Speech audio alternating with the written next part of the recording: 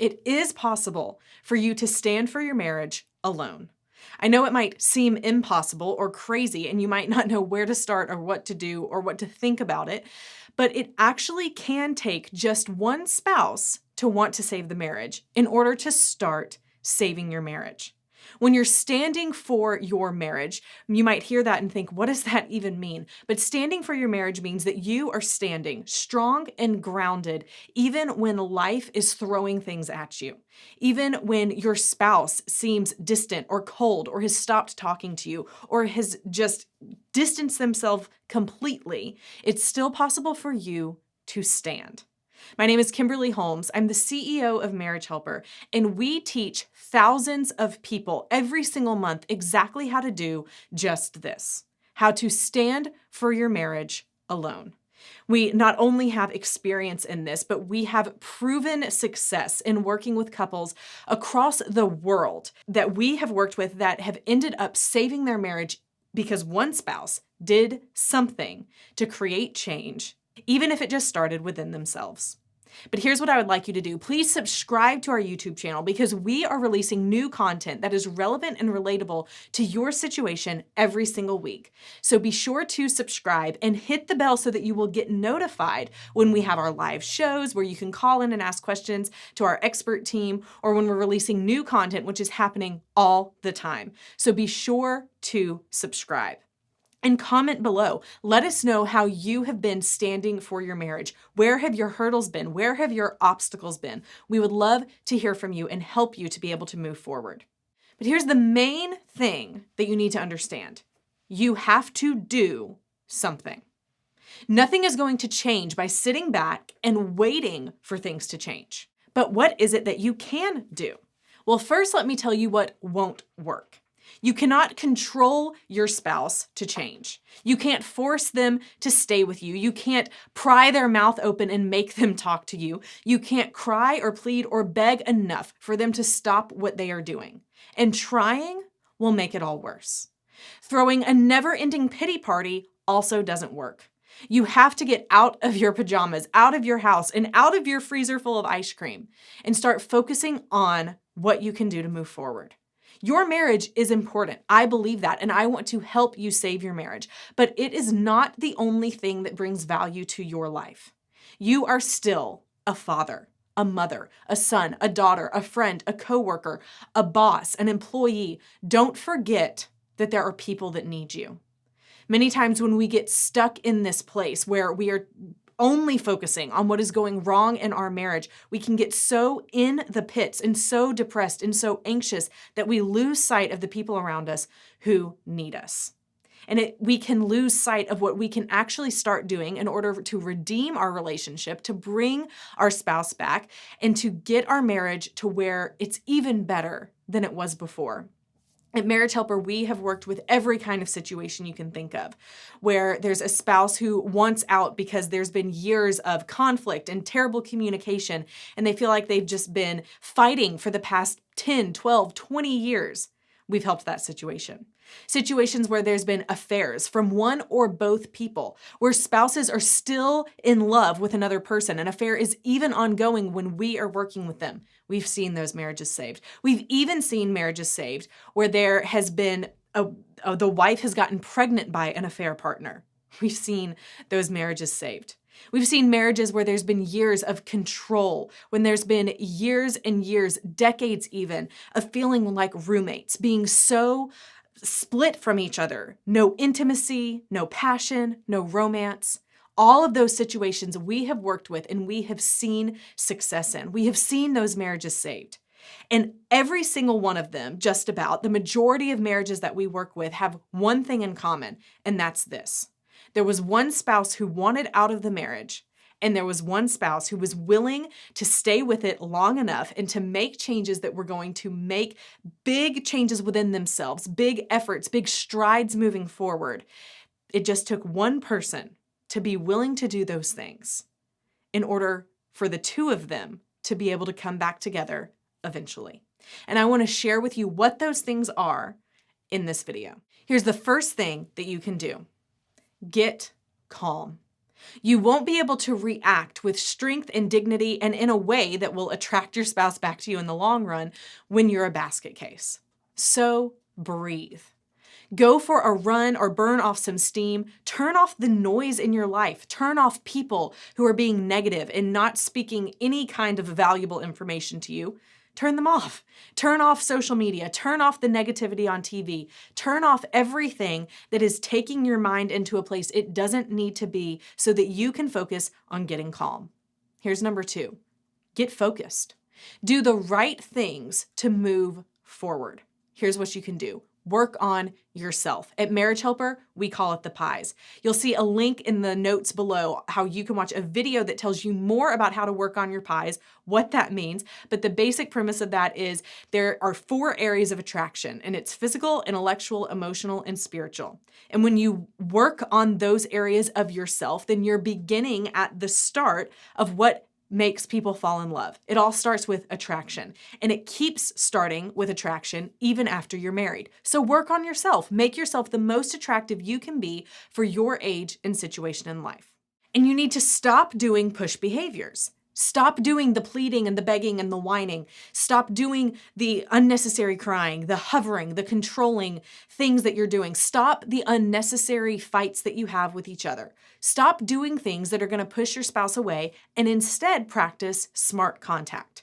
We have another video on that you need to watch right after this one so that you'll understand what smart contact is and how you can use it to communicate with your spouse in a way that is not only efficient, but is going to be the best way to establish a positive way of communicating in order to bring your spouse back and to rebuild your marriage. And here's another thing that you can do is to focus on others. When we get into this space where we're so focused on everything going wrong in our life, it is easy to stop seeing the people around us who need us. I was working with a woman a couple of months ago where she had found out that her spouse had had an affair. And when she found this out, her world fell apart. Her identity was tied up in this man. Everything about her future, her past, what made her who she was tied up in him. She didn't know who she was apart from him. And so it not only shook her world when she found out her spouse was having an affair, but it shook her identity.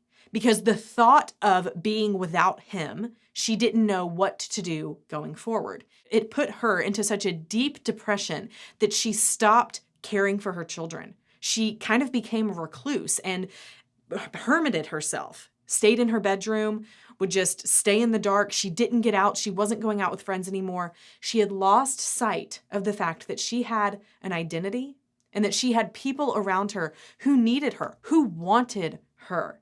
Friends who missed her, family that wished that she would come around for dinners and things like that, children who were wanting more of their mother in their lives, especially when they were getting less of their father. There are other people in your life who need you.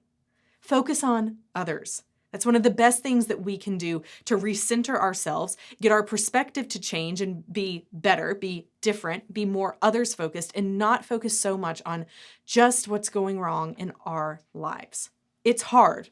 Yes, what you're going through is difficult. But right now we're working on how you can move forward, not how you can stay stuck. And the third thing you can do is get ready for change to happen. Hopefully in your marriage, but definitely in yourself. Because here's the thing. If you want to see negative, then you'll see the negative. If you want to believe that there's no hope for your marriage, it's easy to believe that, and there probably won't be. But if you want to believe that there is positive, that there is hope, that there is change that can happen, and that there is a future for your marriage, even if you can't see it clearly right now, if you can at least believe that there is the possibility of it, then you will see a way for change to happen. You will make a way for change to happen. At Marriage Helper, we can't guarantee that your marriage will be saved. And I wish that we could. But my encouragement to you is to believe that it is worth it. Because on the other side of this, and even through this season that you're going through, even though it is hard, even though it is painful, and even though it's the worst thing maybe you have ever gone through, that's when change happens. You can use this situation in your life to make you a better person, to grow from it, to make lemons from lemonade, so to say, or you can use this as a time to feel defeated and to stay defeated. And my encouragement for you is to choose the former. To be the person who grows even in the midst of trials and in the midst of turmoil, because that is going to make all of the difference in your future. And when your marriage does come back together, which is our goal for you, that you will be a new person, a better person, that you will help create a better marriage than you ever even had before. We have a client that we worked with who, an incredible woman, and her marriage began to fall apart. Her husband moved hundreds, thousands of miles away, and it seemed completely inevitable that divorce was going to happen. He wanted no part of the marriage anymore. He wanted out completely. She had 2 older children at the time, and they did not handle this well. One of her children went through a lot of grief, a lot of turmoil, a lot of self-harm. Even during this, the son was so angry at his dad, he didn't even know how to react. He didn't want any kind of relationship. And so this mother, this wife, was having to juggle all of this and was alone. She wasn't working. She had to find a way to occupy her time on a day-to-day basis. And at first, she felt very stuck. She was depressed. She was lonely. She was stuck in this mindset that there was no way, there was no hope, there was no how. She started figuring out and saying, you know what, I don't want to stay here. I still want my marriage to work, even though it seems impossible. And even though everyone's telling me that it can't, maybe it is. And through some research, she found Marriage Helper. We worked with her. We taught her these principles, and she began to implement them. And because of what she did, and the strength that she had, and the choices that she made, and the decisions that she came to, and the way that she changed not only herself, but even the way she communicated with her kids, the way she communicated with her husband when she did hear from him. She became a better version of herself than she ever thought possible. And though she never thought that this would actually happen, she came to a point in her life where she said, I'm going to be okay no matter what happens. She honestly thought her marriage was over. It wasn't long after that, after 4 years of being apart from her husband, of being in the middle of this marriage crisis, that she received a call from him from thousands of miles away. And he said that he was ready to come home, that he wanted to reconcile, and asked if she would have him back. At first, she didn't believe that it could be true because she had prepared everything in her life to be okay without him. But she didn't want to be without him. She wanted to be with him. She forgave, they reconciled, they worked through this process. And because of the changes that she made, their marriage is better than it has ever been. Their children have become stronger. Their family has become stronger. And this woman has become an amazing part of our team here at Marriage Helper and has used her testimony and her story to give hope and inspiration and encouragement to the lives of thousands of people. You can have that too. You may not believe it now, but whatever you're going through, there is hope on the other side. But it's up to you to take the steps to make changes so that you will believe that in yourself and you will become the best version of yourself that you can be in this process. Because as I said, we can't guarantee that what we teach will save your marriage. But if you implement it, it will change you and hopefully save your marriage. We want to do whatever we can to help you because we do care. And our goal is to see marriages saved and families strengthened. If you want more information about the workshops, the online courses, and the coaching that we have available here at Marriage Helper with people who have gone through it, with our process that is not only experience-based but research-driven, then please visit our website at marriagehelper.com. Or you can call our office and talk to our team of real people at 866-903-0990. We're on your team, we're cheering you on, and we want to help you become the best version of you and hopefully to save your marriage.